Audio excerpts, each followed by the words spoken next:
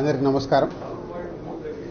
Telangana film development corporation చైర్మన్గా ఈరోజు నేను ఛార్జ్ తీసుకోవడం, ఈ అవకాశం ఇచ్చిన ముఖ్యమంత్రి శ్రీ రేవంత్ రెడ్డి గారికి, అలాగే ఫిలిం మినిస్టర్ కోమటిరెడ్డి వెంకటరెడ్డి గారికి, వారిద్దరి నమ్మకం ఈ ఎఫ్డీసీ ఇటు ఫిలిం ఇండస్ట్రీకి, ఇటు తెలంగాణకి, ఇటు గవర్నమెంట్కి మధ్యలో డెవలప్ చేయాల్సిన అవసరం ఎంతైనా ఉంది. ఎందుకంటే ఒకప్పుడు ఎఫ్డీసీ అంటే సినిమా ఇండస్ట్రీకి అన్ని రకాలుగా సినిమా ఇండస్ట్రీలో ఇన్వాల్వ్ అయి ఉండేది. సో మళ్ళీ ఆ పూర్వ వైభవం ఎఫ్డీసీకి తీసుకురావాలనేది సీఎం రేవంత్ రెడ్డి గారి ఆలోచన. సో దాని గురించి నన్ను ఎఫ్డీసీ చైర్మన్గా నియమిస్తున్నానని చెప్పారు. సో 100% సీఎం రేవంత్ రెడ్డి గారి విజన్కి ఈ ఫిలిం ఇండస్ట్రీని గవర్నమెంట్ మధ్యలో తెలంగాణలో ఫిలిం ఇండస్ట్రీని ఇంకా గ్రోత్ చేయాలి.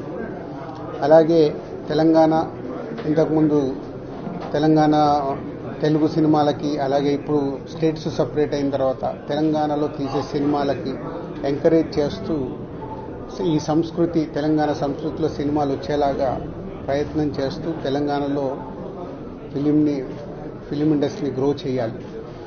అలాగే తెలుగు ఫిలిం ఇండస్ట్రీ ఇప్పుడు హైదరాబాద్లో మద్రాసు నుంచి హైదరాబాద్ వచ్చినప్పటి నుంచి ఎంతో తెలుగు ఫిలిం ఇండస్ట్రీ గ్రో అయింది.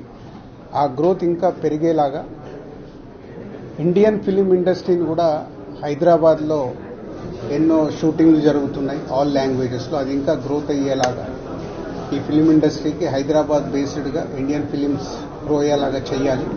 ఇలాంటి ఎన్నో ఆలోచనలతో సీఎం రేవంత్ రెడ్డి గారు ఈ ఎఫ్డీసీ చైర్మన్గా నన్ను నియమించారు.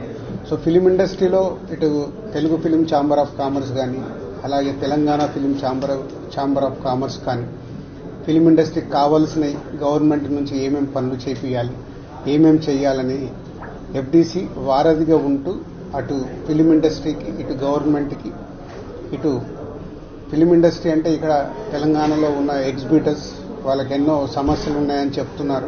సో గవర్నమెంట్తో మాట్లాడాలి, సాల్వ్ చేయాలి. అలాగే ప్రొడ్యూసర్స్ ఎప్పుడు హైదరాబాద్లో షూటింగ్ జరుగుతున్నప్పుడు మాకు సింగిల్ విండో షూటింగ్లు జరిగేలాగా ఇమ్మీడియట్లీ పర్మిషన్స్ వచ్చేలాగా ఎప్పుడు మాకు ఛాంబర్లో డిస్కషన్ జరుగుతాయి. ఈ ఆల్రెడీ వాళ్ళు అడిగిన ఈ పాయింట్స్ అన్ని ఇమ్మీడియట్గా గవర్నమెంట్ దృష్టికి తీసుకెళ్లి అన్నిటినీ స్మూత్ చేసి అందరికీ ఈ ఎఫ్డీసీ అటు ఫిలిం ఇండస్ట్రీకి, ఇటు గవర్నమెంట్ మధ్యలో తెలంగాణలో గ్రో చేయడానికి ప్రయత్నం చేస్తాం.